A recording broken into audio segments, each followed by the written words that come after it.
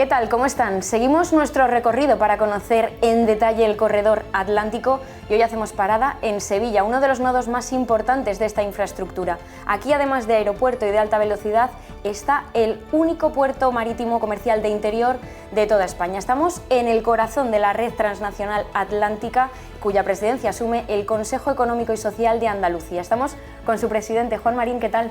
Pues encantado de recibiros aquí en Sevilla y espero que disfrutéis no solamente de una ciudad maravillosa, sino que podáis tener oportunidad de conocer algo más nuestra tierra, que os acoge con los brazos abiertos. Bueno, vamos a empezar por el principio. ¿Qué es la RTA, la Red Transnacional Atlántica, que ahora mismo preside el CES de Andalucía? Bueno, pues para que todo el mundo lo entienda, realmente es una organización civil, donde los consejos económicos y sociales de 11 comunidades autónomas españolas, pero sumados también a los consejos económicos y sociales de Portugal, de Francia, de Alemania e Irlanda, pues trabajamos en proyectos comunes que tienen que ver fundamentalmente con las comunicaciones, no solamente por ferrocarril, sino por carretera, también nuestros aeropuertos y nuestros puertos, que en este caso pues tienen un denominador común, que es el Océano Atlántico, y como te decía, los desarrollos que se puedan poner en marcha para que todos tengamos las mismas oportunidades que están teniendo también otros territorios de nuestro país y del conjunto de Europa a la hora de tener un crecimiento económico razonable, donde no solamente las personas, sino también nuestras empresas pues puedan seguir creciendo y puedan estar conectados con unos tiempos razonables y con unas infraestructuras de calidad con el conjunto de la Unión Europea de la que somos miembros, ¿no?, como país. Así que en ese sentido yo creo que hacemos una labor fundamental que quizás no ha sido lo suficientemente reconocida, pero como bien sabes, lo que no se conoce parece que no existe.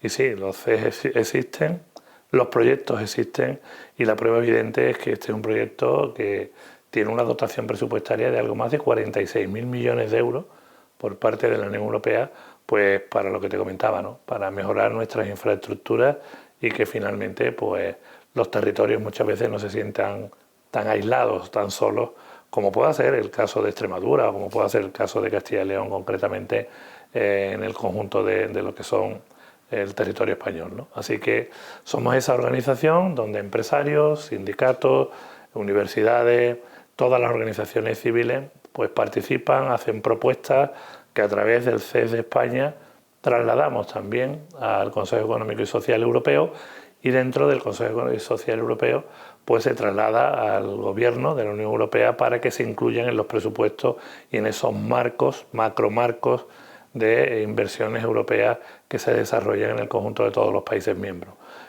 Así funcionamos y bueno, en este caso pues yo creo que desde hace ya demasiado tiempo, porque muchas veces parece que los proyectos son interminables, ¿no?, y también nos desesperamos, ¿no?, cuando tardan tanto en llevarse a cabo, pero creo que se está haciendo ahora a un ritmo mucho más intenso en estos últimos años y espero que se puedan cumplir esos plazos de la red básica en 2030 y de la culminación de todos los proyectos en 2050. ¿Qué actividades hace la RTA? Porque al final es un conjunto tanto de Francia, de Portugal como de España. Al final se ponen en común muchas propuestas, ¿no? Pues sí, afortunadamente estamos trabajando de una manera bastante coordinada, ¿no?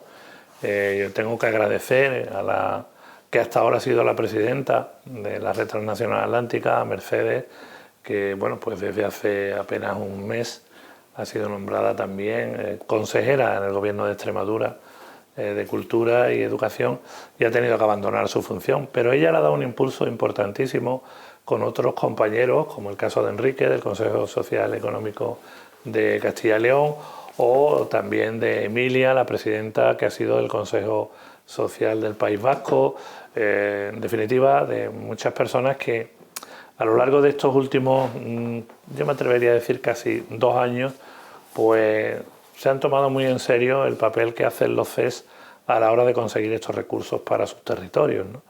Y nosotros organizamos no solamente encuentros, jornadas, sino lo más importante es la elaboración de esas propuestas que se trasladan como enmiendas a los presupuestos de la Unión Europea y que afortunadamente muchas de ellas han sido bien acogidas y han modificado. Después de tantos años, lógicamente, la realidad de los territorios es otra, las necesidades son otras y, como te decía, pues los presupuestos europeos han recogido esas demandas vía enmienda que se han defendido en el seno de la Unión Europea y que ahora pues suponen un avance importante en lo que es la ejecución de muchos de esos proyectos que llevábamos muchos años esperando. Esa es nuestra labor fundamental en la red, ¿no?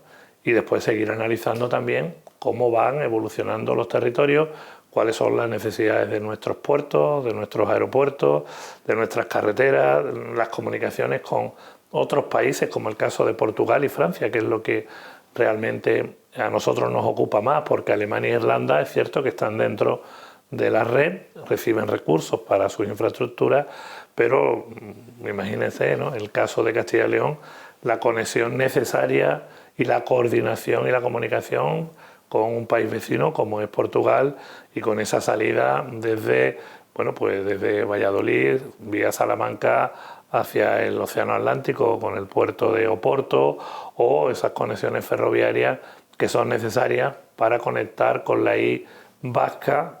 La I vasca es porque es Bilbao, San Sebastián y Vitoria, para aquellos que no la conozcan, y la salida vía Irún en relación a lo que serían nuestras comunicaciones con Francia y también con el resto de Europa.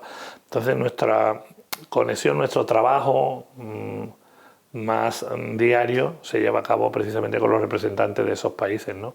Por eso conformamos la presidencia de la Red Transnacional Atlántica, los CES franceses y los CES españoles. Enseguida hablamos de esas iniciativas, ¿no?, que han llevado a Europa, pero nos interesa ese cambio en la presidencia entre el CES de Extremadura y ahora el CES de Andalucía. Puede aportar mucho Andalucía, porque al final aquí tienen tanto el corredor mediterráneo como el Atlántico. Bueno, sí, pero yo quisiera aclarar una cosa, si me lo permite, porque creo que es importante. Yo soy el vicepresidente de la red. Es cierto que, bueno, por la propia lógica y los estatutos en este caso de la red, pues te ocupa, digamos, la presidencia, porque hay un periodo transitorio hasta que se celebren, digamos, los nuevos acuerdos, que serán en el mes de noviembre, donde Francia ocupará la presidencia de la red. También es verdad que hay una magnífica relación con los CES franceses y se nos ha planteado la posibilidad de que ocupáramos la vicepresidencia durante los próximos 2 años, tal y como está en los acuerdos que en su día se firmaron. Pero bueno, yo ahora mismo mi labor es la de intentar llevar a cabo ese relevo de una forma normalizada, y sobre todo los encuentros que tenemos pendientes ahora en septiembre y en octubre, para culminar muchos de esos proyectos que en definitiva estamos trabajando de forma conjunta con terceros países, en este caso más concretamente con Francia y con Portugal, ¿no? Me ha cogido un poco por la necesidad del momento, y lo que esperamos es sencillamente que ese tránsito, esa nueva presidencia que ocupará Francia a partir de final de año, pues se haga con normalidad, porque hay un inconveniente, y es el hecho de que en enero los CES franceses van a ser renovados, con lo cual habrá que salvar esa circunstancia, y a lo mejor pues se prolonga un poco más esta eventualidad de momento de lo que inicialmente era previsible. Pero confío en que se pueda hacer de una forma, como digo, ordenada y planificada, para que no haya ningún retraso más en estos proyectos. Pero dentro de la RTA, Andalucía sí que puede dar mucha experiencia al final. Lleva mucha razón, y además es porque tenemos una situación estratégica, geopolítica y geográfica, que en definitiva hace que seamos somos la única región de España que en este caso pues le afecta tanto los desarrollos de las infraestructuras del corredor atlántico, de toda la costa atlántica, como del corredor mediterráneo y también del corredor central. Claro. Es decir, nosotros desde Algeciras o desde Málaga, la conexión es directa vía Sevilla con Córdoba hacia el corredor central por Madrid. Después tenemos el corredor mediterráneo, que desde que llegamos a Córdoba pues ya se desvía hacia Granada, Almería, Murcia, Valencia, Barcelona y Francia.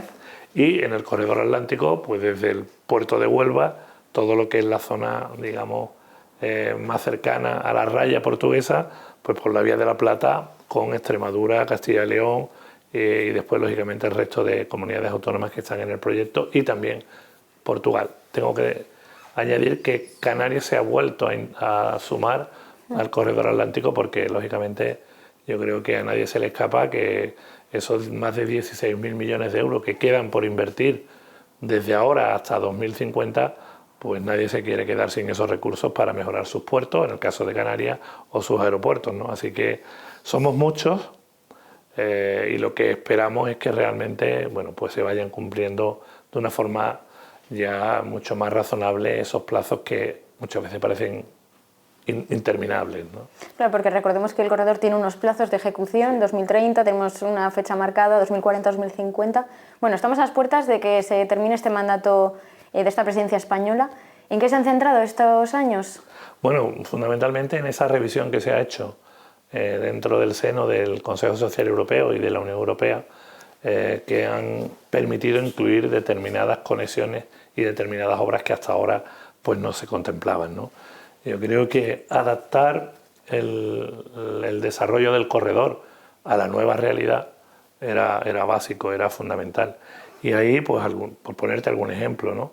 La conexión, por ejemplo, se ha incorporado el puerto de Cádiz, que no estaba, está en el Atlántico el puerto de Cádiz, está creciendo mucho en el tráfico de pasajeros, pero también de mercancías, y por lo tanto era razonable. Algunas variantes, como la que en este momento, bueno, pues está intentando que asuma también el proyecto para que se pueda ejecutar, que es la conexión de Badajoz con Salamanca, donde hay bastante avanzado. Yo creo que eso también es muy significativo. Y después, bueno, pues algunas otras que tienen que ver ya fundamentalmente con la conexión entre Castilla y León, vía Burgos, con Vitoria y San Sebastián para la salida a Irún, ¿no? Hay muchas estaciones intermodales, también hay proyectos que son de carreteras, hay proyectos que son, como te decía antes, también de puertos y aeropuertos, y todo eso pues se ha llevado a cabo a través de una serie de enmiendas que se presentaron con los diferentes, el apoyo, tengo que decir también, la unanimidad de todos los grupos políticos españoles representados en la Comisión Europea para su aprobación y su incorporación a los presupuestos generales de la Unión Europea para los fondos que se van a desarrollar entre 2027 y 2035, que serían los de la red básica ampliada. Tengo que explicar que hay una red básica que tiene que estar terminada en 2030, digamos lo fundamental, pero después hay una ampliación de esos proyectos que se tienen que terminar en 2040, que son todas esas modificaciones en las que hemos estado centrados durante estos 2 años de presidencia española, y después ya la red global que tendrá que estar culminada totalmente en 2050 con la inversión de casi esos 50.000 millones de euros por parte de la Unión Europea. Esta RT al final, al tener la unión de varios países, cuando se iban esas iniciativas a Europa, tiene más peso el hecho de que estén varios países, ¿no? Evidentemente. Europa está cambiando, igual que estamos cambiando todos, ¿no? Yo creo que a nadie se le escapa que en este momento hay una transformación fundamentalmente a la hora de sus relaciones con el conjunto de los países que formamos miembros. Pues somos ya muchos, 27, si no recuerdo mal, porque no sé si hay alguno más incorporado a última hora, pero ten en cuenta que cuando se hablan de macroproyectos como este, del que estamos hablando, o del corredor mediterráneo, pues intervienen muchos países miembros de la Unión Europea. Hablamos hoy de España, Portugal, Francia, Alemania e Irlanda. Bien, pues igual que hablamos de macroproyectos, en Europa se empieza a hablar de macroregiones, porque ese tipo de proyectos lógicamente agilizan mucho la ejecución presupuestaria, las licitaciones, las adjudicaciones, las certificaciones, las justificaciones de los fondos europeos. No es lo mismo un proyecto donde intervengan 4 países, o en este caso 11 comunidades autónomas españolas, que cuando esos fondos se dirigen solamente a una comunidad autónoma o a un país, ¿no? Entonces estamos en ese, yo me atrevería a decir, momento de cambio, de modelo, de transformación de las propias políticas que la Unión Europea va a llevar a cabo en los próximos años. Ahí en ese sentido, pues el trabajo de los CES ha sido clave, ha sido fundamental. aunque muchos ciudadanos pues, que nos estén viendo pues no puedan entenderlo, ¿no? ¿Y por qué? Pues porque en los CES están representados, como te decía antes, la sociedad civil. Castilla y León, que es vuestro caso, o Andalucía, pues están los sindicatos, estas comisiones, está UGT, están las confederaciones y las federaciones de empresarios, están las universidades, están los consumidores, están el tercer sector, prácticamente todo el mundo. Porque al final cuando hablamos de estos desarrollos, de estas inversiones, de lo que estamos hablando es de la prosperidad y la igualdad de oportunidades de los ciudadanos que viven en cualquier rincón de la Unión Europea, en este caso de España. Y no es verdad que hayamos tenido las mismas oportunidades, esto hay que reconocerlo. Prueba evidente es que el peso territorial que ha tenido, o poblacional, que ha tenido las comunidades autónomas afectadas por el corredor mediterráneo, no han tenido la misma velocidad de inversión que las que están afectadas por el corredor atlántico, cuando llevamos los mismos años, ¿no? La diferencia es abismal, estamos hablando de una desproporción importantísima. Y esto pues hay que intentar superarlo de una vez por todas, y este año, por primera vez, en los presupuestos 2023, se ha conseguido un equilibrio presupuestario. Hasta ahora se venía, por darte un dato, invirtiendo pues 5.000 millones de euros en un presupuesto en el corredor mediterráneo y 500, 400 o 300 en el corredor atlántico. ¿Por qué? Pues porque esas comunidades autónomas tienen un peso poblacional menor, pero lógicamente en democracia, que tenemos todos que aspirar a tener las mismas oportunidades, no se podía dejar pasar ya por mucho más tiempo. Y cuando hablamos de estas cosas, yo creo que hay que bajarla a digamos, a un vocabulario donde todos los ciudadanos nos entiendan. Antes de empezar esta entrevista te lo comentaba, ¿no? Si tú eres un estudiante que vive pues, en cualquier pueblo de la provincia de Valladolid o de Salamanca y quieres estudiar en cualquier rincón de España, pues lógicamente si tienes buenas conexiones ferroviarias, si tienes buenas conexiones por carretera, pues te resultará mucho más fácil, mucho más cómodo que si realmente tienes que hacer 20 traslados, transbordos para poder llegar a la universidad. Incluso en muchos casos a lo mejor no tendrías ni que vivir fuera de tu ciudad para poder estudiar. Bien, los turistas, pues exactamente igual. Si se puede llegar con la alta velocidad desde Bilbao a Salamanca, puedes llegar o a Cáceres o a Mérida o a Sevilla, puedes llegar en unas horas y además el viaje es mucho más cómodo, mucho más seguro, mucho más rápido que por carretera, pues lógicamente será más fácil atraer a un turismo que venga buscando bueno, pues las excelencias que cada uno le podemos ofrecer. Para nuestras empresas, exactamente igual. Estamos hablando de que una empresa de cualquier sector, del que sea sector agroalimentario, tecnológico, industrial, si sus productos los puede poner en Europa en 10 horas, no es lo mismo que tener que hacer pues, 20 transbordos en camión, en tren, en avión. En definitiva, ahorras costes, logística y algo muy importante. Y contribuimos a mejorar nuestro medio ambiente porque, desgraciadamente, hoy más del 80% del tráfico de mercancías en nuestro país pues, se lleva a cabo por carretera. Y si estamos hablando de eliminar, bueno, pues los combustibles, en este caso fósiles, y cambiarlos por unos sistemas de energía mucho más renovables, como puede ser la electricidad en el caso del ferrocarril o otro tipo de energía, pues al final estamos contribuyendo también con ese objetivo de tener un futuro con un mundo mucho más habitable, más respirable y donde realmente todos nos sintamos más a gusto. Ya te digo que son cuestiones fundamentales para el desarrollo de cualquier territorio. Claro, cuando habla de, por ejemplo, de reducción de emisiones, de mejor transporte, para hacernos una idea, ¿un tren cuántos camiones puede quitar? ¿Un tren con mercancías? Mira, tenemos hecho uno de los estudios, porque en los CES hacemos muchos estudios, porque afortunadamente tenemos muchos expertos, las universidades colaboran con nosotros muchísimo. De hecho, ahora tenemos, por ejemplo, unos premios en Andalucía de investigación, este es la segunda edición, donde bueno, pues se nos presentan proyectos como el de este año que tienen que ver con el recurso, un recurso fundamental como es el agua, ¿no? El uso del agua para la industria, para el consumo familiar, etcétera, ¿no? Bueno, pues dentro de esos estudios pues se hizo una valoración porque hay una provincia, concretamente en Andalucía, como es el caso de Almería, donde bueno, pues salen diariamente en algunas cooperativas hasta más de 500 camiones diarios para la Unión Europea, con destino básicamente a París o a Berlín o a Bruselas, todo lo que son los productos hortifrutícolas de esa zona. Pues ese estudio nos decía que 500 camiones se podían trasladar en 10 trenes por alta velocidad, porque cada uno de ellos puede llevar 50 contenedores.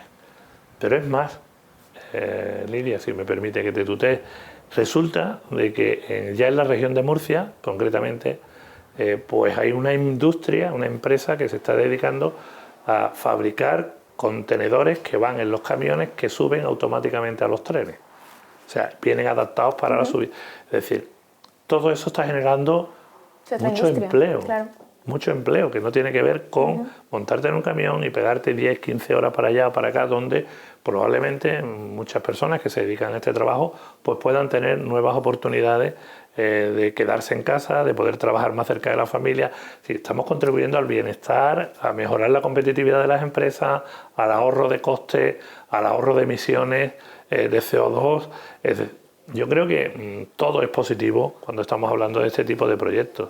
Y claro, si conseguimos reducir el tráfico por carretera, pues también tendremos muchas menos costes a la hora de reformar esas carreteras, del mantenimiento de esas carreteras.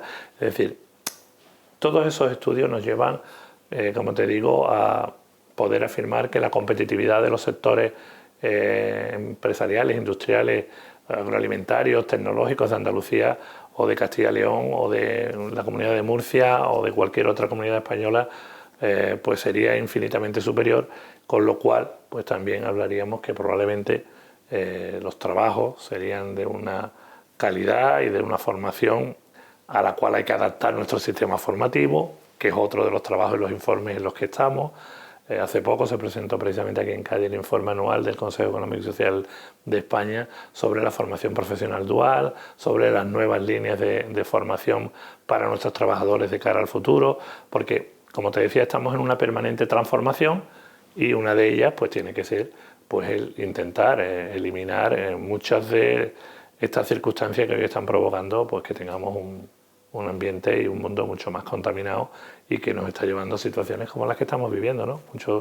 Yo soy de la opinión de que, lógicamente, todo lo que estamos produciendo al final influye en el clima, influye en la temperatura, en la lluvia, vemos cómo están cambiando todos estos procesos y en ese sentido, pues el poder llevar por ferrocarril pues todas esas mercancías y todos esos pasajeros, pues sencillamente nos haría poder vivir incluso en un mundo mucho más saludable, y ese debe de ser también otro de los objetivos, ¿no? Hablaba de esas diferencias, ¿no?, que hay entre el corredor mediterráneo y el Atlántico. Es importante, ¿no?, para nuestro desarrollo precisamente de ciertas comunidades, ¿no?, que no nos perdamos este tren, ¿no? Hablan de no perder el tren del progreso. ¿Qué tenemos que hacer para...? Bueno, yo creo que, por supuesto, es importantísimo. En el caso de Andalucía, como tú bien comentabas, y es así, nosotros estamos en los tres frentes, ¿no?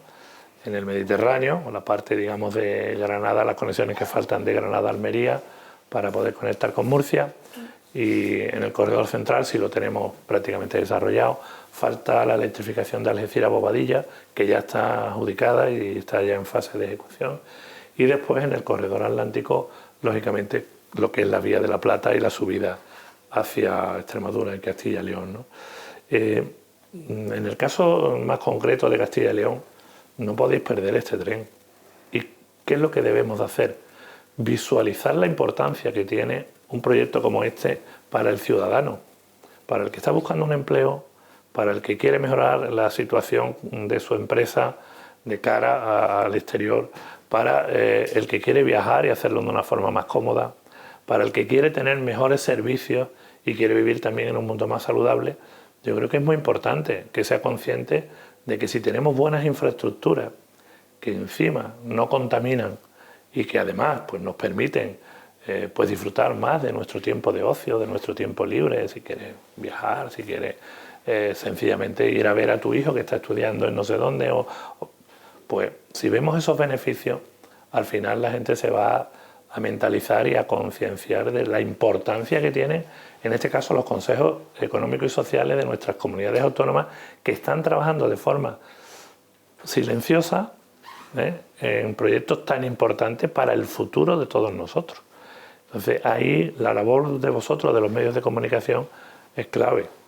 Yo os agradezco enormemente que hoy podamos tener la oportunidad de charlar y de hablar de todos estos temas, porque mi consejo, si puede servir para algo, es para trasladarle al conjunto de la sociedad de Castilla y León que a sus instituciones, a nosotros, a los consejos económicos y sociales, a sus corporaciones locales, a sus organizaciones empresariales y sindicales, a sus diputaciones y a sus gobiernos autonómicos, pues le exijan que realmente nos pongamos las pilas y nos subamos a ese tren del corredor atlántico, que es fundamental para el desarrollo de Castilla y León en los próximos años.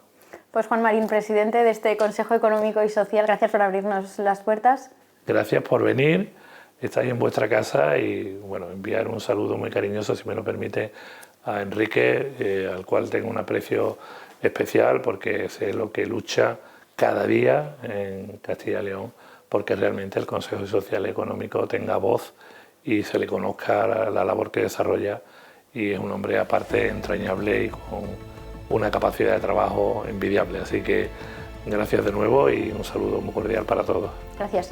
Y bueno, y a ustedes les espero la semana que viene. Gracias.